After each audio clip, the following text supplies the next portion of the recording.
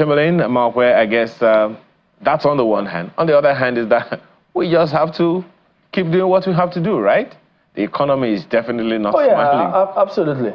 As a matter of fact, you know, trying to change some of this narrative and how we conduct ourselves around scenarios like this, it's something that really needs to be addressed. And so Honorable Jerry Damara is here with us in the studios. He is the Chairman, CEO of Mesotho Group Limited. He's also public policy analyst. Good morning. Thank you for coming on today.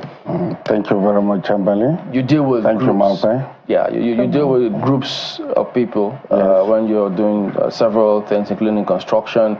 So perhaps understanding the mindset of, you know, the crowd may also be of importance to ensure that we get things right. So for you, if we could just get your response to this before we move on, what do you think should be key in terms of either what we need to do or how we need to pass messages across to people to ensure that they understand, notwithstanding the circumstances that we all faced with, they understand that their life is, if not more valuable than whatever it is that may be occupying their mind at that point in time? Yes, Chamberlain, I would like to add up to this. Let me talk about myself. Most of the things that, you know, is very, very outstanding in my life, I got the orientation when I was in school. So if we can take these values to the teachers, to give this orientation right from the background of schools, that's from primary school to secondary school, even up to university, that will go very, very far. Because that's the only area where you can find people and get them to their mind, and you can now put something on their head and they will grow up with it. But if you say it's only television, or are you going to the market and start using microphone? You see, there are institutions where you can pass this message and it will be of a very, very important, you know, it will be very, very useful to them. Apart from schools, you can use the religion institutions like the church and the mosque. If the religion leaders are ready to help, you can use that avenue to pass these messages. Even if they are hungry? Hungry. If people are hungry, they feel, look, this is my meal ticket here, let me go for it. Would they remember the messages that might have been told them? Chamberlain, let me tell you, we are in a hard situation, I know. But definitely you know that, you see, there are instances you don't take this risk of neglecting values. Is it because you are hungry, so you just take yourself, you know, to the street to go and kill yourself to die? But in this incident, I mean, I've been trying to picture it. We understand that this accident or this crash, as Ayo says, occurred at night. Yeah. And, you know, I'm just wondering, at that point, who would have taken leadership to say, you know what, nobody should come close to this tanker? You know, somebody needs to have taken the initiative to actually, you know, appeal to people and make sure that nobody goes close to that tanker. From your own dealings with communities, who do you think would have taken leadership at that point? Because sometimes all it takes is one person to start scooping, and that person will say, oh, this person is doing it, nothing is happening, and before you know what's happening, that's when the fire occurs. But if leadership could have come in maybe early on and, you know, shown example or, you know, told the people what to do, maybe this could have been averted. From your own dealings with communities, what level of leadership do you think needs to have come in to have prevented a disaster like this? It's very unfortunate, Mark, that this happened. And I agree with you, that Nigerians are very hungry.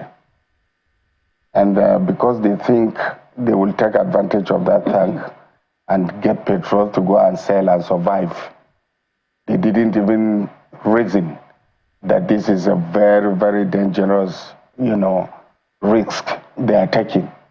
Because petrol with light, you know, anything can happen at any time. Unfortunately, it happened in a village, and you said people are sleeping. And they just wake up, they think they found a source of income by taking their buckets, taking their jugs to go and fetch these petrol products. But like I said, sensitization, we should not just hand it over to the government or leave it with National Orientation Agency. This, the nearest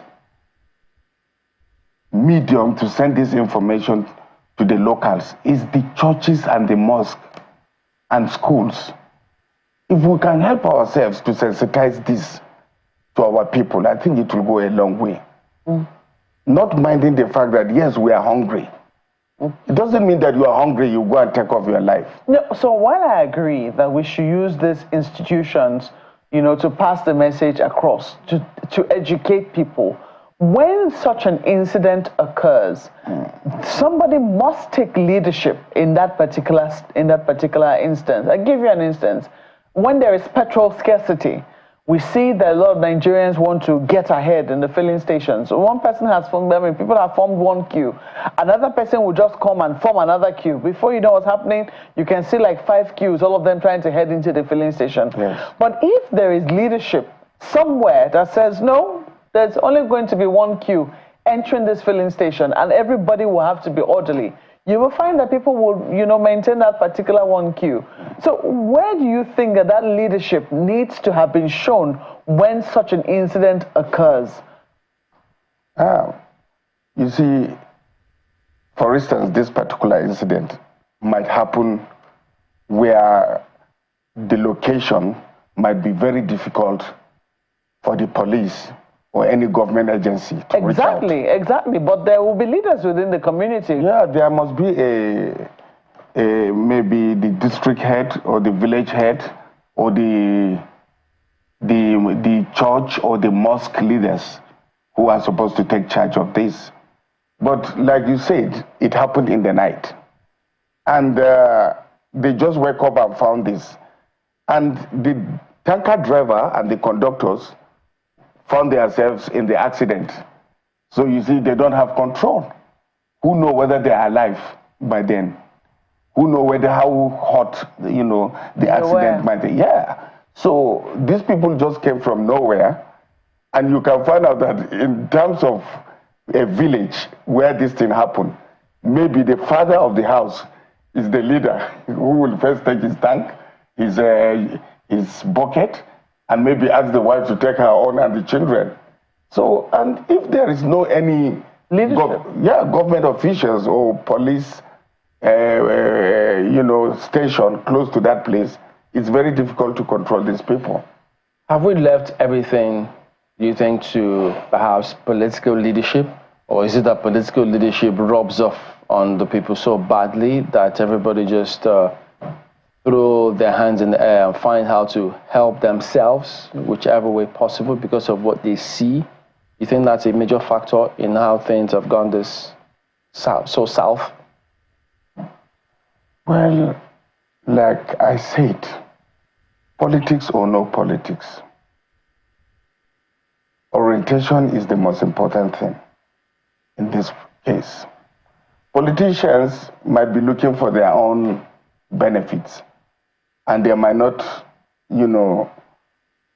look at this type of situations. That's what the disconnect is. That's a problem. They are there for the people, not to benefit themselves primarily. Isn't that where we have a huge challenge? Because they're supposed to be servants and not just go there as lords. Chamberlain, don't forget, in every community, there's a representative in politics. And it cuts down to the level, to local government, to wards, and so on and so forth. So even if there's a responsibility, maybe the politicians that are directly in charge are supposed to, take charge of this, not to look up. The ones at top on top are in the National Assembly, but there are politicians in the village, maybe from the local government to the ward level. So if they are working hand in hand with the security organizations of that locality, something can be done. That I agree with you. So moving forward now, because we could have a scenario like this again tomorrow. What would your concerns be? Do you think that, I know we keep asking, why are we not learning the right lessons? All of these things. Why do you think that's the case? We don't seem to be learning from these things. To be sincere, the fact remains one.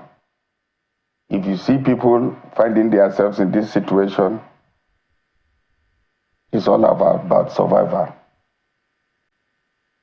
They cannot take that risk just like that if they are not hungry. So the most important thing is to sensitize them to understand the difference between survival and life. Risk can take your life. If you don't have life, how will you survive? All right. Honorable Jerry Damara is the chairman and CEO of Mesoto Group, also policy analyst. Thank you for coming on this morning. Thank you very much, Abana. Well, yes, we'll go ahead and have business morning on the hour, so just stay on with us. We will be back afterwards.